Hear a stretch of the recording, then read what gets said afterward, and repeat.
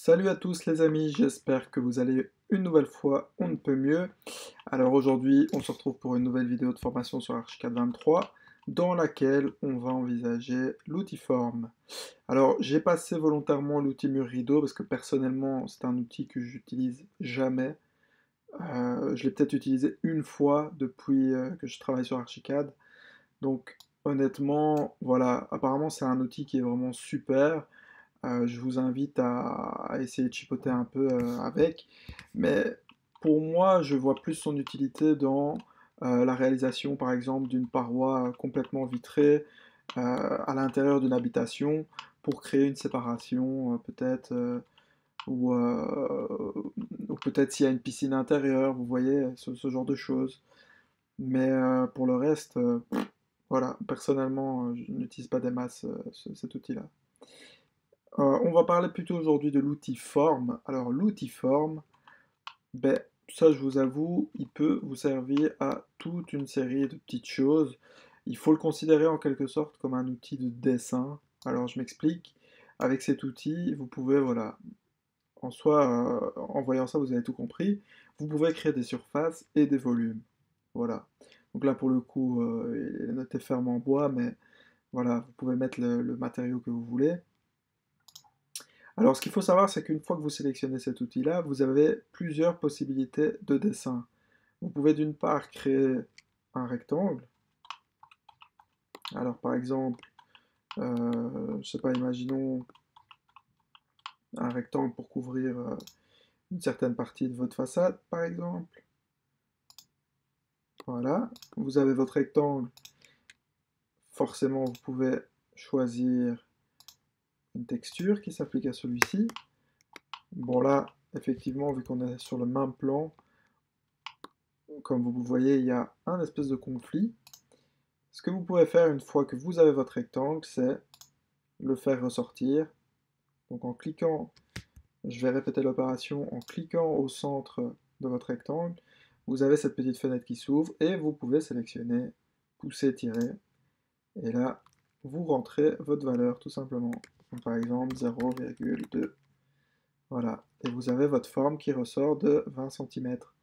Alors voilà, ça c'est une chose. Maintenant, il y a une manière plus rapide de le faire. C'est simplement en sélectionnant donc, votre outil forme et en sélectionnant plutôt, attendez une petite seconde, en sélectionnant plutôt ceci. Alors là, qu'est-ce que vous allez faire? Vous allez simplement dessiner votre rectangle de base et la différence avec l'autre, c'est que vous allez pouvoir directement lui donner une épaisseur. Et forcément, vous pouvez rentrer à tout moment les dimensions, hein. Donc voilà. Alors ce qui est bien, c'est qu'une fois que votre forme elle est faite, vous pouvez toujours l'éditer en cliquant dessus, en choisissant, des... Hop, voilà, en choisissant, en lui donnant une certaine épaisseur. Voilà. Et votre forme, ben, vous pouvez l'éditer ainsi vraiment comme vous le voulez, hein, que ce soit d'un côté ou l'autre.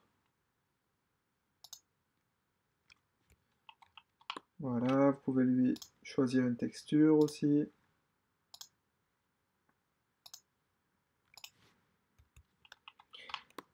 Voilà, en fait, vous pouvez ainsi créer vraiment ce que vous voulez. Donc dans ce cas-ci, ça pourrait être simplement en façade, une partie en crépi. Voilà, donc je le fais grossièrement, mais ça peut ressembler à quelque chose comme ça. Forcément, on peut aller chercher la même couleur que nos panneaux. Donc plutôt en gris foncé.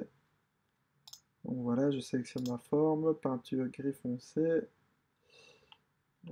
Peinture gris foncé, où est-ce qu'elle est? Voilà, ici, peinture gris foncé, hop. Et voilà, et on peut imaginer ainsi créer des séparations, des parties en enduit ou autres, voilà.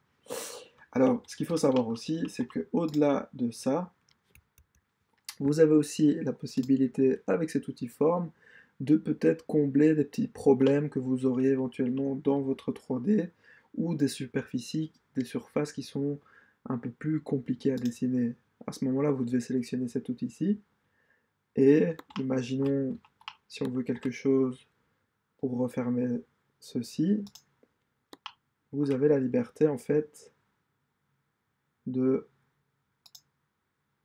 de tracer vraiment en 3D votre forme. Voilà, alors forcément, vu qu'on est en 3D, c'est toujours le problème de la voir exactement comme vous le souhaitez. Ce qu'il faut savoir, c'est que les points, ils sont toujours éditables. Vous pouvez toujours réajuster votre dessin. Vous pouvez toujours aussi donner l'épaisseur à la chose que vous souhaitez. Donc là, encore une fois, je clique simplement sur le volume, et voilà. Donc ça peut servir à combler peut-être des défauts dans votre 3D. Bon, ici, l'exemple, pour le coup, c'est vraiment un exemple. Et il y a toujours cette possibilité, forcément, d'appliquer un matériau. Donc voilà, ça personnellement, c'est les atouts majeurs pour moi de cet outil. Ça peut vous permettre de dessiner par exemple une planche de rive, tout simplement. Et hop, je sélectionne mon outil, je lui définis manuellement la longueur, tandis que au niveau de la deuxième dimension, donc l'axe Y, je vais taper par exemple 13 cm. Et une fois que mon dessin est fait, je lui donne une épaisseur donc de par exemple 2 cm. Voilà, je vais sélectionner ma rive. Et hop, comme on peut voir, j'ai pas été jusqu'au bout. Donc je peux l'étirer. Je clique sur la petite facette à étirer et je vais rechercher mon angle. Et je vais lui donner forcément une texture. Donc là, je vais plutôt la mettre en gris foncé. Voilà, une rive PVC. Et voilà, c'est rapidement fait. Et ce qu'il faut savoir, c'est qu'une fois que vous coupez dans ce volume-là, voilà, il est détecté comme volume à part entière, donc il n'y a pas de problème. Vous pouvez ainsi en fait créer toutes sortes de choses, des aménagements sur mesure, des volumes, des nouveaux objets, etc., etc. Voilà. Je pense qu'on a fait ensemble le tour de l'outil Form, qui du coup, pour moi, est un outil assez intéressant. Si vous avez des questions, de toute façon, n'hésitez pas à le poser en commentaire, mettre un petit like sur la vidéo, et on se retrouve à bientôt pour de nouvelles vidéos. Merci à vous.